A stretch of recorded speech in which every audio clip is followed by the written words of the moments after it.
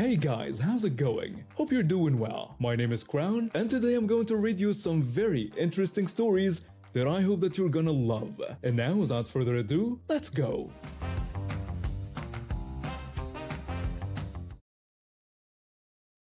I work at a small marketing firm downtown. It's been a rough year for me professionally and personally. My company went through massive layoffs 6 months ago, and I was lucky to keep my job, but it meant taking on twice the workload for the same pay. I've been pulling 12-hour days regularly, barely seeing my friends or having time for myself. On top of that, my grandmother passed away 3 months ago, and I've been helping my mom sort through her estate while dealing with my own grief. When my 28th birthday rolled around last Saturday, I really needed something positive. I hadn't celebrated my birthday properly in years, usually just grabbed dinner alone or maybe ordered takeout.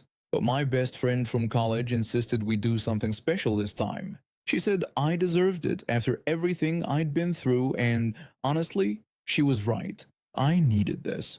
We picked this cozy Italian restaurant downtown that I've been wanting to try for months, but never had the time or energy to visit. Nothing fancy, just good food and a warm atmosphere. My friend invited 3 other close friends, making it a group of 5 total. Perfect size, intimate but still festive. The evening started perfectly. We caught up on life, shared stories, and for the first time in months, I felt genuinely relaxed. The stress from work and family stuff just melted away when we left over pasta and wine. These are the friends who stuck by me through my grandmother's illness and the work chaos, and being with them reminded me how lucky I am to have that support system. After we finished our main courses, my friend secretly arranged with our server to bring out a small chocolate cake with candles. I had no idea she'd planned this. I thought we were just having dinner. When the server appeared with this beautiful little cake, all lit up with 28 candles, I actually got a bit emotional. It had been such a long time since anyone had made a fuss over my birthday. The moment the cake hit our table, my friends immediately started singing happy birthday. Their voices mixed together in that slightly off-key but heartfelt way that makes you smile. Other diners nearby were smiling at us too. You know how it is when there's a birthday celebration in a restaurant. Everyone gets a little happy from the positive energy. I was sitting there grinning like an idiot, about to make my wish and blow out the candles, when this woman suddenly appeared at our table. She had a toddler with her, maybe 2 or 3 years old, and she was looking at my cake with this expectant expression. The woman asked if I could let her son blow out the candles because he absolutely loved doing that. I blinked at her, completely confused. I thought maybe she was joking or there was some misunderstanding. I asked her what she meant, still not understanding what was happening. She explained that she wanted her son to blow out the candles on my cake because he gets so excited about birthday candles. The entire table went quiet. My friends were staring at her with the same bewildered expression I probably had. This woman was dead serious. She wasn't smiling or laughing like it was a cute request. She was standing there with her hand on her kid's shoulder, waiting for me to just give up my birthday moment to her toddler. I told her that it was my birthday cake, trying to explain the obvious. She responded by asking so what, and said he was just a little kid, then called me selfish. That's when my friend jumped in. She told the woman that we were celebrating my birthday, and this was my cake with my candles. Karen scoffed at us. She asked if we were serious and said that he was a child who loved blowing out candles. She said we were adults who should know better than to disappoint a kid over something so stupid. The entitlement in her voice was unreal. She wasn't asking politely or explaining that her kid was having a meltdown. She was demanding that I give up my birthday wish to satisfy her toddler's whim, and calling us selfish for wanting to celebrate my actual birthday. My other friends were exchanging looks, clearly as shocked as I was. The nearby tables had started paying attention to our conversation, and I could feel people watching this bizarre scene unfold. I tried to be reasonable and told her I understood kids like candles, but this was my birthday celebration.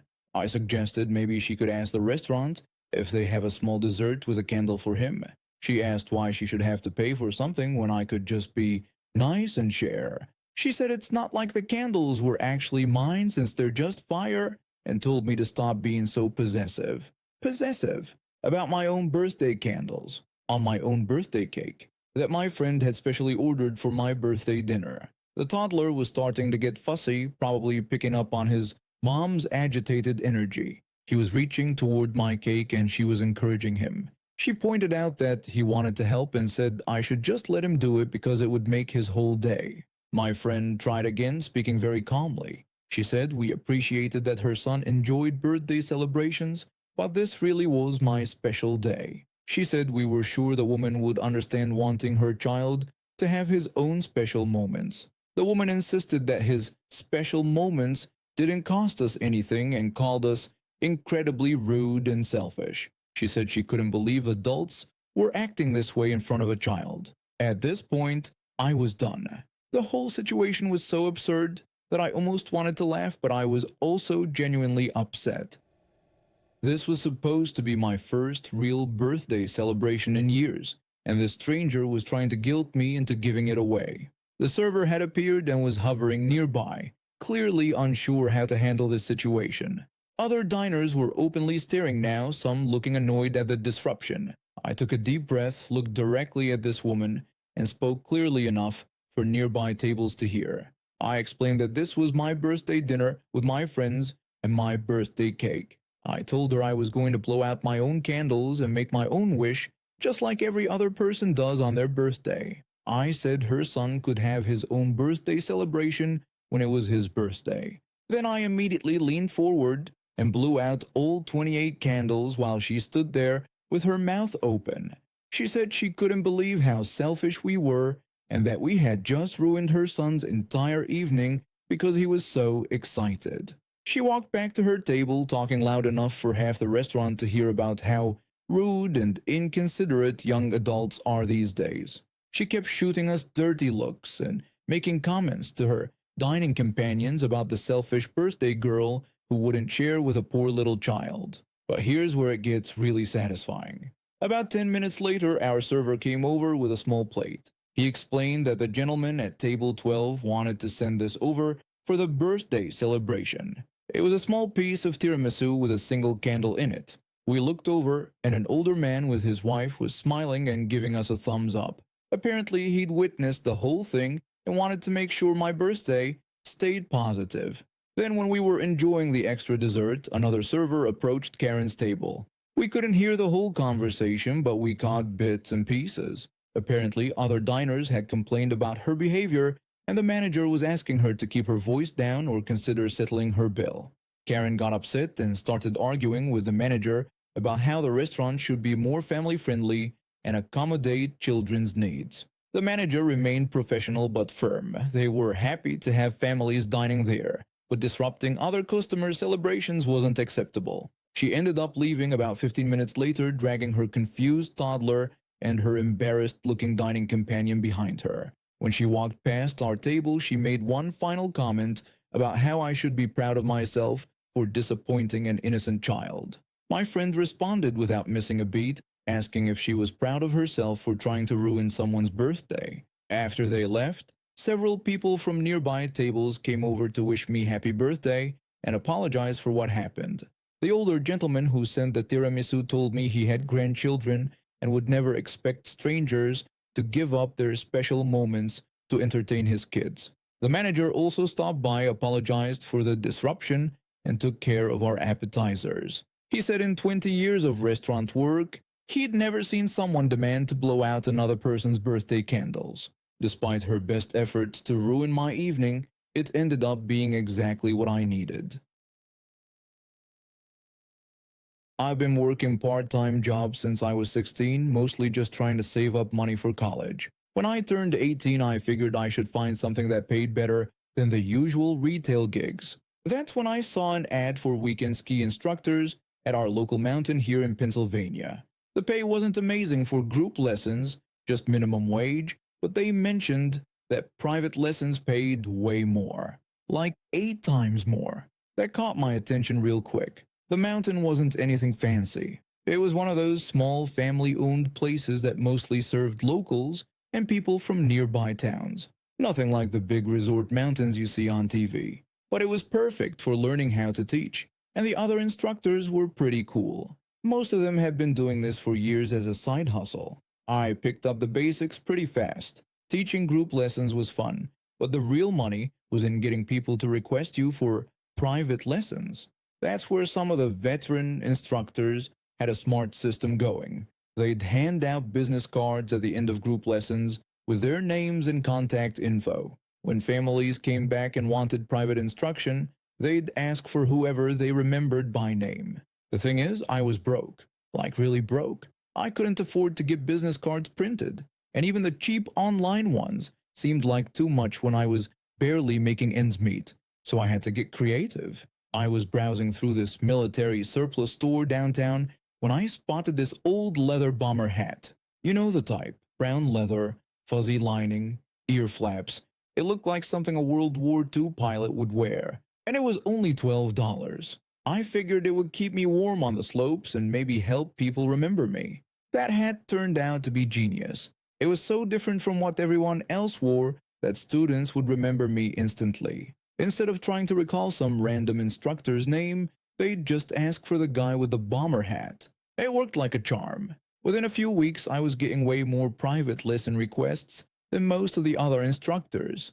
The students loved it too. Kids especially would get excited about my pilot hat. It made lessons more fun and relaxed. Parents would chuckle when they saw me coming down the mountain. It was a great conversation starter and honestly made my job way more enjoyable. Everything was going perfectly until our ski school director decided he had a problem with my hat. His name doesn't matter, but let's just say he was the type of guy who took himself way too seriously for someone managing a small-town ski school. He'd been there for like 15 years and acted like he was running some elite alpine academy instead of giving lessons to families on vacation.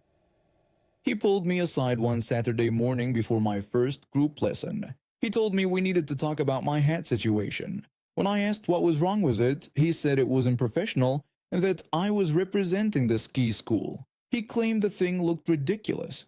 I was honestly confused. The hat wasn't offensive or anything. It was just different. I told him the students loved it and that it helped them remember me for private lessons.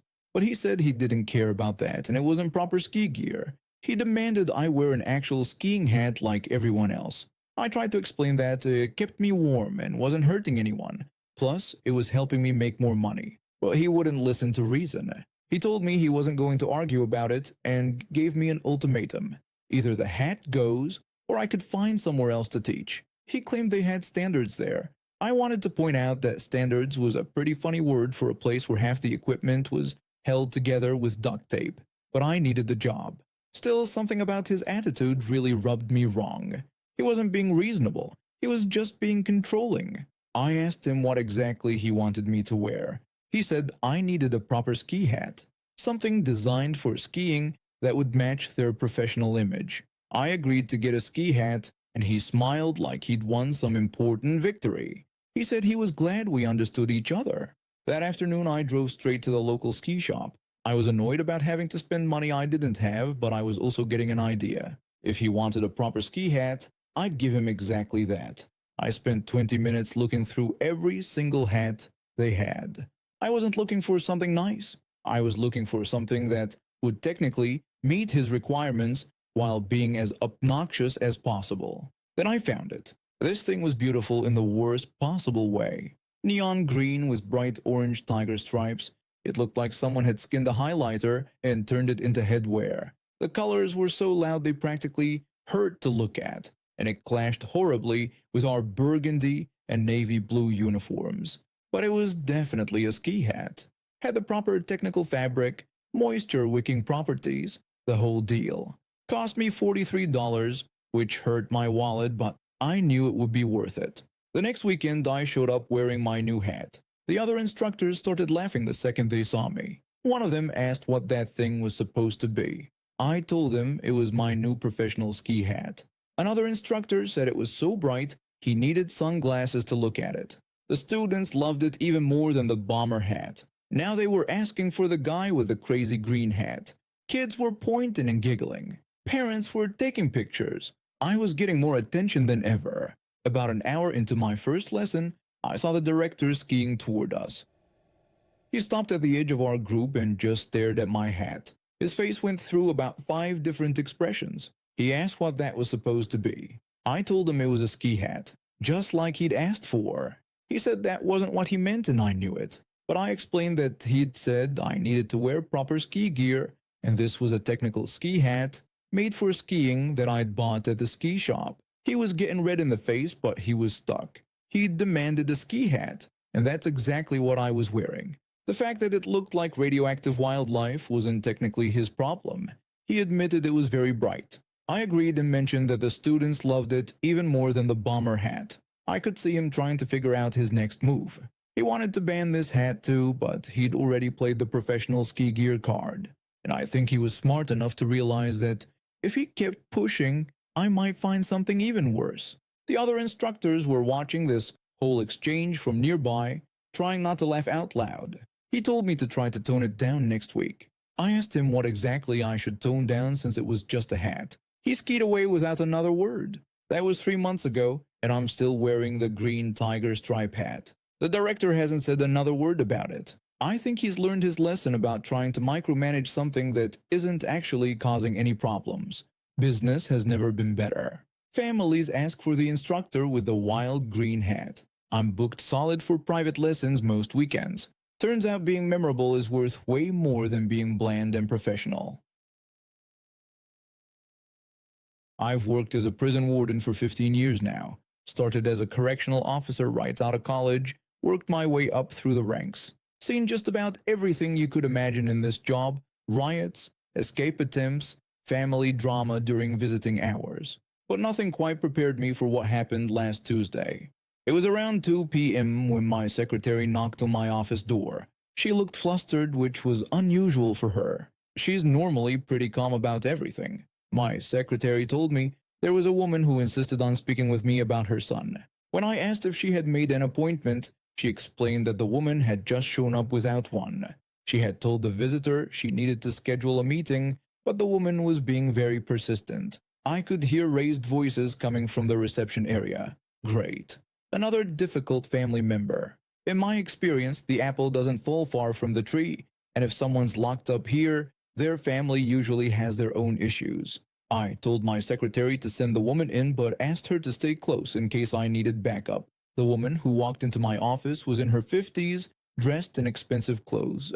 Her hair was perfectly styled and she carried some fancy purse. The kind of person who thinks money can solve any problem. She immediately complained about how long she had been waiting and called it completely unacceptable customer service. Customer service? Lady, this is a prison, not a department store. But I kept my professional composure. I introduced myself as the warden and asked what I could help her with. She told me it was about her son, claiming he was being held unfairly and demanding I release him immediately. I pulled up our database on my computer. Her son was serving a 2-year sentence for armed robbery, second offense. The case was pretty cut and dry. He'd robbed a convenience store at gunpoint and was caught on camera. I explained to her that her son had been convicted of armed robbery and was serving his sentence as determined by the court. I told her I couldn't just release him. She called this ridiculous and insisted her son would never do such a thing, claiming it was all a misunderstanding. I reminded her that the evidence was pretty clear.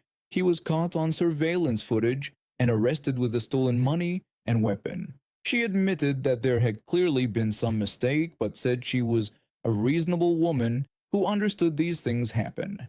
Then she reached into her purse and pulled out a thick envelope. I was shocked when I realized what was happening. She told me she was willing to make a generous donation to the prison to help with improvements. She mentioned $50,000 in cash and placed the envelope on my desk. In 15 years on the job, I'd never had anyone try to bribe me so blatantly. I told her that what she was suggesting was illegal and asked her to put the money away and leave my office. She laughed and told me not to be naive, saying everyone has a price. She asked what it would take and mentioned $100,000 while pulling out another envelope. I stood up from my desk, my patience wearing thin. I told her she needed to stop right now and explain that what she was doing was attempted bribery of a public official. I warned her that if she didn't leave immediately, I would have to call security. She asked if I was serious and told me she knew who she was. She bragged that her husband was a very important businessman in the city and that they had connections. I told her I didn't care who she was. I explained that her son had committed a crime, was tried in court, and was serving his sentence. I made it clear that no amount of money was going to change that. She stood up abruptly. She called the situation outrageous and complained that she was trying to help this pathetic place, but I was treating her like some common criminal. I pointed out that attempting to bribe a public official made her exactly that, a criminal. I told her I was going to have to ask her to leave now or I would call the police. That's when she completely lost it. She grabbed her purse with both hands. She screamed about how I dared to threaten her, and before I could react, she swung her purse at my head. It was heavy, probably loaded with all sorts of unnecessary junk, and caught me right above the left ear. Stars exploded in my vision, and I stumbled backward. But here's the thing about being a prison warden. You don't last 15 years in this job without knowing how to handle yourself in a physical altercation. My training kicked in immediately. I grabbed her wrist when she tried to swing again, spun her around, and pushed her face first against the wall. She screamed and struggled, but I had her arm pinned behind her back. I told her she was under arrest for assault on a public official and attempted bribery. She screamed for me to get my hands off her and accused me of police brutality. I explained that I wasn't a police officer but a prison warden, and that she had just assaulted me in my own office. I reached for my radio with my free hand and called for backup. Within 30 seconds, 2 correctional officers burst through my door. One of the officers asked about the situation. I explained that the woman had attempted to bribe me to release her son, and when I refused, she assaulted me with her purse. I asked them to restrain her while I called the police. The officers took over, and I watched when they forced her to the ground and cuffed her hands behind her back. She was screaming the whole time about lawsuits and how her husband would ruin all of us. She demanded her lawyer and called it illegal detention. I told her she would get her phone call once she was processed, just like everyone else. 20 minutes later, the police arrived. I gave them my statement while she continued ranting about conspiracies and false imprisonment. The whole thing was caught on the security cameras in my office, so there was no question about what happened. The police officer taking my statement shook his head when he watched the footage. He told me that in 20 years on the force, he had never seen someone so stupid. He said she had literally filmed herself committing multiple felonies. I asked what kind of charges she was looking at. He explained she faced attempted bribery of a public official, assault on a public official, and probably a few more charges once they dug into everything. He said she was looking at serious prison time. When they led her away in handcuffs, she was still screaming about how unfair everything was. The irony wasn't lost on me. She'd come here trying to get her son out of prison, and now she was headed there herself. Her son found out what happened and was absolutely mortified. He actually came to apologize to me during visiting hours the next week. Turned out he'd been trying to get his life together and was planning to use his time in prison to get his degree. His mother's stunt had embarrassed him beyond belief. 2 months later, I got word that she'd been sentenced to 3 years for her crimes. Her son was released after serving his full sentence and stayed out of trouble. Her husband, the very important businessman, he filed for divorce while she was awaiting trial. Apparently, this wasn't the first time she'd caused problems with her entitled behavior. After what happened with my daughter last week, I need to get this off my chest. Let me start from the beginning so you understand the whole situation. I'm turning 40 this year, and so is my husband. We've been together for a while now, and we decided to do something special to celebrate both our birthdays and renew our vows. We had a courthouse wedding right before everything shut down in 2020, so we never got the chance to celebrate with our friends and family like we wanted to. We thought this would be the perfect opportunity to finally have that celebration we missed out on. My husband works for the police department, and I work part-time at a local clinic. Between the two of us, we've managed to build a pretty good life together. I have my oldest daughter from when I was younger, he has a son from his previous relationship, and we have a daughter together. It's a blended family, but it works most of the time. Now, about my oldest daughter, she's been Smoke and MJ for years. I know it's legal in our state for people over 21, but only behind closed doors on private property and not around minors. The problem is, the smell makes me physically sick. It gives me headaches. It makes my stomach turn. I've told her this many times, but she doesn't seem to care much about how it affects me. When I visit her house, I can smell it everywhere, but I don't say anything because it's her space and she can do what she wants there. However, my husband and I don't allow it in our house, which means she hardly ever comes over anymore.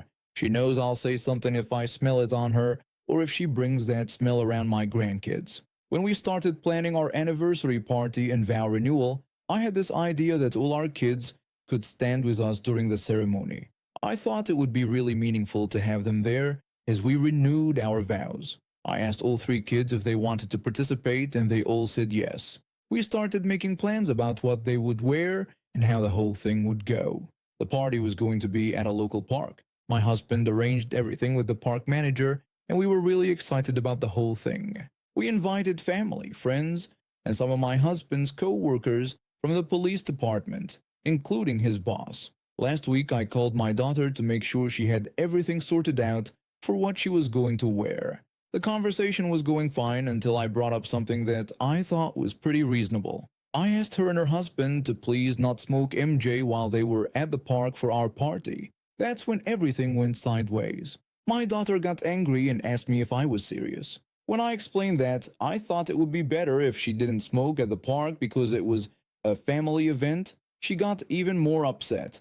She demanded to know if I was going to tell everyone else they couldn't drink alcohol too, and called the whole thing ridiculous. I tried to explain that we weren't providing alcohol to anyone, so if people brought their own and drank it, I couldn't really stop them. She said this was so unfair and that I was treating her like a child. I told her it wasn't about treating her like a child. It was about the fact that it wasn't even legal to use MJ in public spaces like the park. Plus, her stepdad's boss and other police officers would be there. She asked what she was supposed to do if she needed to smoke and said she didn't know how long she was going to stay if she couldn't even go to her car. Here I was asking her to not break the law at my anniversary party where police officers would be present, and she was acting like I was asking her to climb Mount Everest. I suggested that she could have edibles if she really needed something, but asked her to please keep them in her car. I explained that I didn't want it to be obvious that she was consuming anything in front of the police chief. She said that maybe she just wouldn't come at all and called the whole thing stupid. I begged her not to do this. I told her that this day was really important to me and her stepdad, and that I just wanted one day where I didn't have to worry about the smell making me sick or anyone getting in trouble. She said whatever and that she would think about it, then hung up on me. I sat there staring at my phone wondering how asking someone not to break the law at a family celebration made me the bad guy. The next few days were tense. She wouldn't answer my calls, and when she finally did text me back, it was just short, angry messages about how I was being controlling and unreasonable. She kept saying I was treating her like a teenager and that I needed to respect her choices as an adult. I tried explaining to her again that this wasn't about controlling her life. She's an adult, and what she does in her own home is her business. But this was my special day at a public park, with police officers present, and I was asking her to follow the law for a few hours. I didn't think that was too much to ask. 2 days before the party, she called me back. She told me she had decided to come to my party, but she was only staying for an hour. I asked her why only an hour, feeling confused and hurt. She explained that if she couldn't smoke, then she didn't want to be there very long. She added that it was going to be boring anyway. I reminded her that this was our vow renewal and that her little sister was going to be so disappointed if she left early. I told her how excited her little sister had been about having all her siblings there. She said that wasn't her problem. She told me that I had made the rules, so now I had to deal with the results. I felt my heart sink. This was supposed to be one of the happiest days of my life, and she was turning it into a nightmare. The day of the party arrived and everything was beautiful. The park looked perfect. Our friends and family were there, and the weather was great. My daughter showed up with her husband and kids, but I could tell she was in a bad mood from the moment she walked up. During the ceremony, she stood with us like we had planned, but she looked miserable the whole time. She kept checking her phone and looking around like she wanted to be anywhere else. When it came time for photos, she barely smiled and kept trying to rush through everything. After the ceremony, we were all sitting around talking and eating when my daughter came up to me. She told me that they were leaving now. I asked if she was leaving already, pointing out that we hadn't even cut the cake yet. She reminded me that she had told me she was only staying an hour. She said she needed to go home and relax.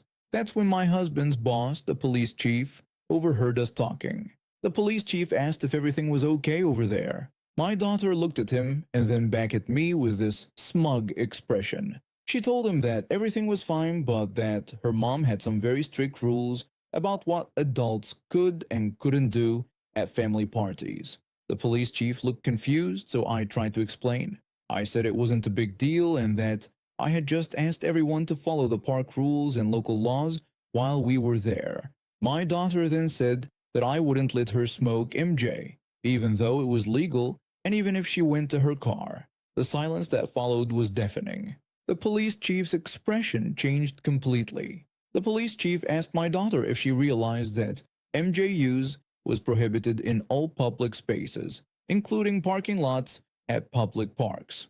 He explained that it was also illegal to use it in a vehicle. My daughter's face went white. The police chief added that even if it wasn't illegal there, she would be doing it in front of minors, which was also against the law. My daughter said that she didn't know about the parking lot thing. The police chief told her that now she did know. He said that her mother was actually protecting her from potentially serious legal trouble. My daughter looked at me, then at the police chief, then back at me. For the first time in weeks, she seemed to realize that maybe I wasn't just being difficult for no reason. She said she was sorry and that she didn't realize the extent of the laws. I told her it was okay and that I just wanted us to have a nice day together without any problems. She ended up staying for the rest of the party. She even seemed to enjoy herself once she stopped thinking about smoking. We took more pictures. She played with her kids and her little sister, and she even helped clean up at the end. Later, as everyone was getting ready to leave, she came up to me one more time. She told me that she owed me a real apology. She admitted that she had been selfish and had made my special day about her. She said that wasn't fair. I thanked her for saying that and told her that I loved her and just wanted what was best for her. She said she knew that now and said she was sorry that it took the police chief explaining the law to her for her to understand that I was actually looking out for her. We hugged, and for the first time in weeks, it felt like my daughter was back. The rest of the evening was perfect, and I finally got the celebration I had been dreaming of. My family in Sweden never treated me well. My dad had this explosive temper that would turn our house into a battlefield whenever I made the smallest mistake. He'd shout until his face turned red, calling me careless and stupid over things like forgetting to take out the trash or getting a B instead of an A on a test. My mom was different but equally damaging. She had this way of twisting everything I said into something wrong, constantly pointing out my flaws and making me feel like I could never measure up. She criticized my clothes, my hair, even the way I left, saying it was too loud or inappropriate. Meanwhile, my younger brother could do no wrong. He'd break something valuable, and they'd laugh it off as boys being boys. He'd fail a test, and they'd blame the teacher. It was like we lived in two completely different realities under the same roof. When I met my husband during university, everything changed. His family welcomed me with open arms from day one. His mom would hug me and ask about my day like she genuinely cared. His dad would include me in conversations and actually listen to my opinions. For the first time in my life, I felt like I belonged somewhere. After we got married 7 months ago, we decided to move to France for his job. It was supposed to be a fresh start, a chance to build our own life away from all the drama. But my mom had other plans. She started calling every 2 days, sometimes more. These weren't quick check-ins either. We'd be on the phone for over an hour at a time. She'd guilt me about leaving, saying how much harder things were without me there to help around the house. Every conversation felt like an interrogation about when I was coming home next. The visits became exhausting. In just 7 months, I'd already made 5 trips back to Sweden because she insisted I needed to be there for every family gathering, birthday, or random event she deemed important. Each trip cost us a fortune and used up all my vacation days, but she'd act like I was being unreasonable if I suggested maybe skipping one. During these visits, she'd find new ways to tear me down. She'd make snide comments about my husband, saying he was too quiet or too loud, too this or too that. She even started criticizing his family, people who had shown me nothing but kindness. It was like she couldn't stand that I'd found happiness elsewhere. Then something wonderful happened. My sister-in-law called me with the most exciting news. She was engaged and wanted me to be her bridesmaid. I was over the moon. My husband was going to be a groomsman too. She gave us the wedding date for next summer, and we immediately cleared our calendars. This was going to be perfect. During one of my mom's regular video calls, I told her about the wedding.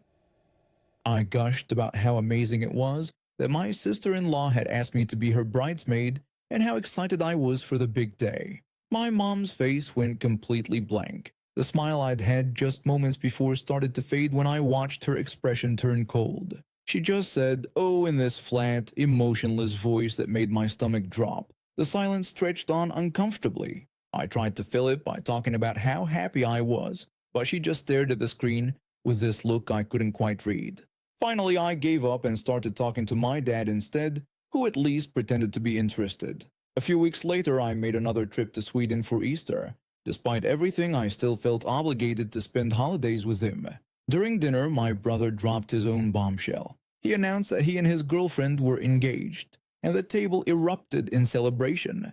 My parents were absolutely thrilled, showering him with congratulations and immediately starting to plan. I was genuinely happy for him too. He deserved to be celebrated. Later that evening, we were all sitting around discussing potential dates. My mom asked when they were thinking of having the wedding, and my brother said they weren't sure yet because they wanted to look at venues first. I told them how exciting it was and that we'd be there whenever they decided.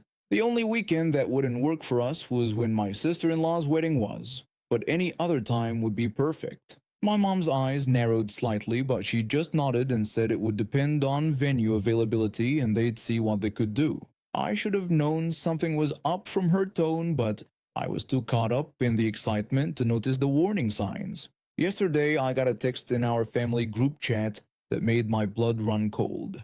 My brother had sent a message announcing their wedding date, and it was the exact same weekend when my sister-in-law's wedding was. Same day, same everything.